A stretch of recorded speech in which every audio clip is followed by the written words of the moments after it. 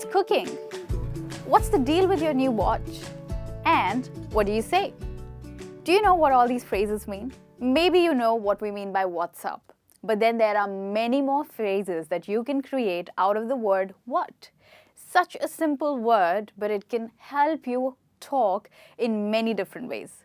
So watch this complete lesson with me in order to learn 10 amazing conversational phrases with the word what.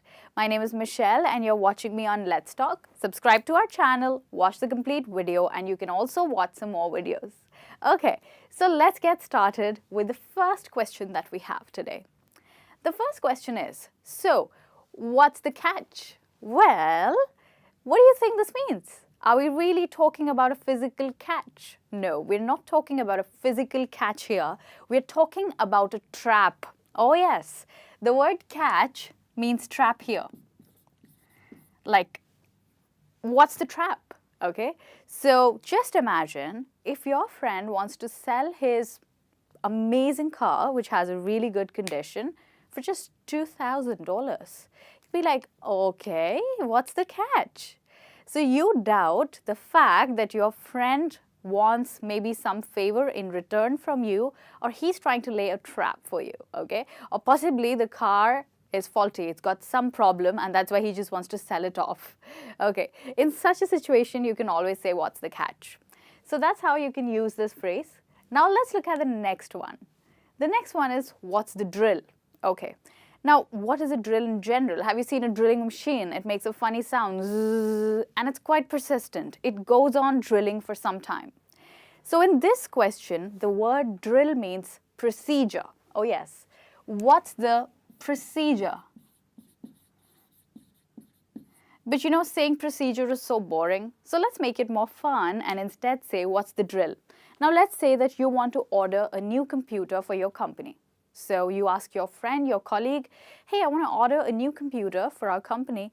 What's the drill? What's the procedure?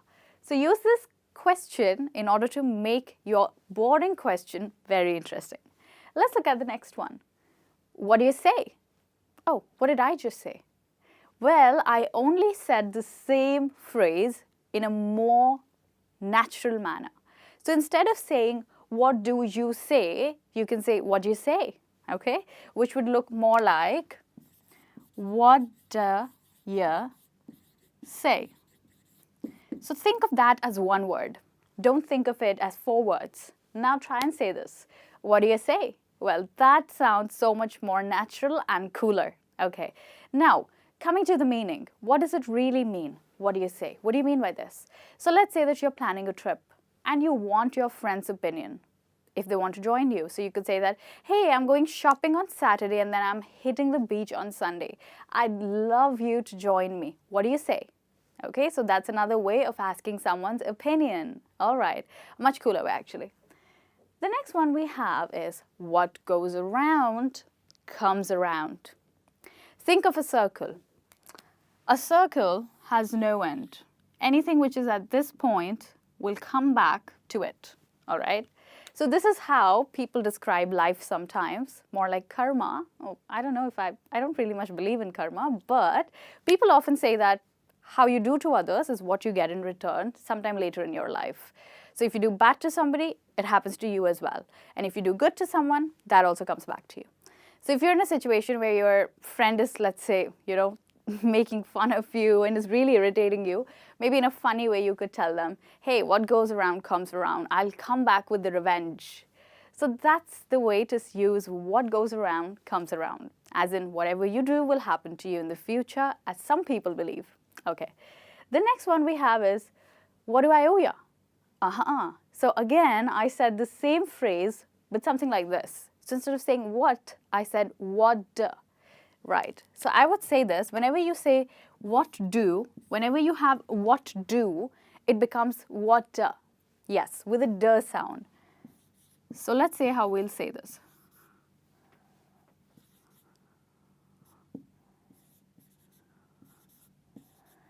Okay. Now look at this as one question. What I owe ya? What do I owe ya? Which means, how much do I need to pay you? Okay, but this is a much more informal way of saying this. So let's say you go to the bar and you've had like 2 or 3 drinks and you're telling the bartender, like, how much do I need to pay you? So instead of saying that, you could tell the bartender, what do I owe you? Okay, so that's another way of saying, how much do I need to pay you? Again, a cooler and a more interesting way. The next one we have is, what's eating him? Definitely, you don't have a shark eating anybody, but here we are talking about someone who looks very upset or angry. So if you see a person who's suddenly upset or angry and you want to inquire about them, like, why is this person so angry or why is this person so sad? You might say, hey, what's eating him? Like, why is he so irritated or why is he so frustrated? So what's eating him is used for a frustrated person or an angry looking upset person.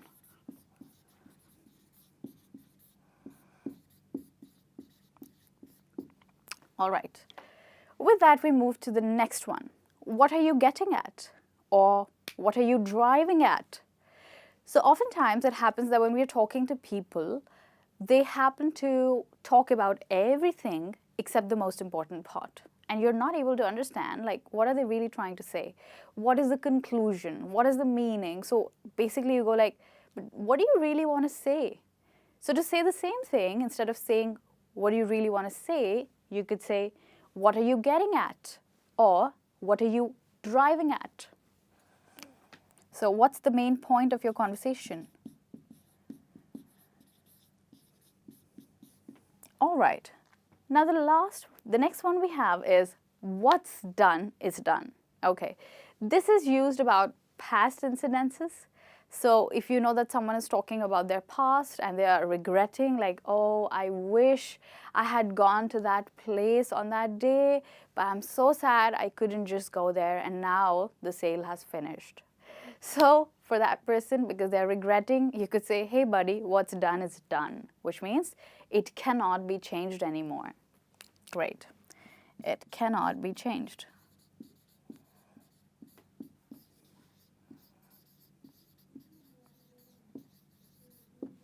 Great. The next one is, what's with? Okay, so this one is used when you're talking about someone, like maybe when you're talking about a person, okay, when you think that they are again looking sort of strange, acting strange, you could say, what's with him or her? Like, what happened to them?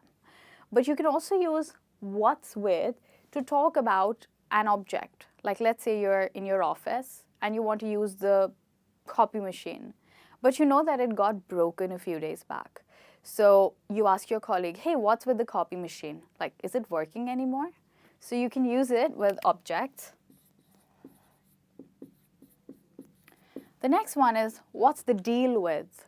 Okay, so what's the deal with is very similar to what's with. But here, you're using it to find out the status of something. Like, is it working anymore or what's up? What's the progress? So if you want to say, what's the progress? Instead of saying that, you could say, what's the deal with blah, blah, blah. So this is used for progress, to check the progress or the status of something.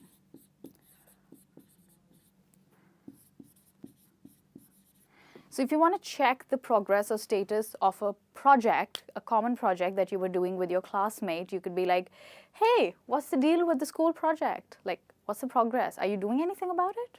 Okay.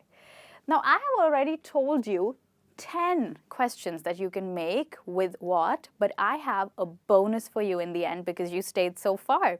So for that, I have the last one, what's cooking? So this is usually used to ask someone what's up. So now that we already have an app called WhatsApp, we can start and use newer phrases to ask what's up. So instead of saying, how are you, what's up, you could say, so what's cooking? Like, what's happening?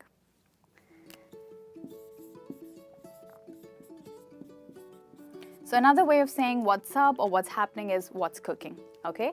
So you could ask your friend, hey, what's cooking? And he'd be like, nothing much, just doing my English homework. But you can also use this between two people. If you see two people and they appear quite romantic to you and you think that maybe they're seeing each other, but they haven't told you, you could say, hey, what's cooking between you and John? So that's another way of asking. So what's up between you both? Are you guys dating or seeing each other? Okay. Now with that, we are here at the end of the lesson, and today you have learned some awesome phrases that you can make and use with the word what. So what can do much more than what you thought so far. So thank you so much for staying tuned with me. Come back for more lessons. This is Michelle. See you very soon. Till then, enjoy and keep learning English. Bye-bye.